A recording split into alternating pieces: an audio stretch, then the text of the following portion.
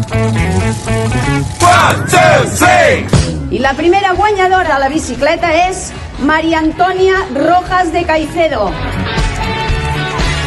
Tenim el segon guanyador, la bicicleta per la Daniela Terzieva Angelova.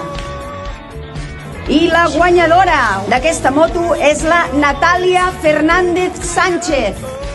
Quart guanyador, i és la Gemma Fàbregas Tresserras. Un iPhone 16 que va parar Montserrat Manero Gascon. Premiada guanyadora d'aquest iPhone 16, Marta Noemí Leguina Castillo.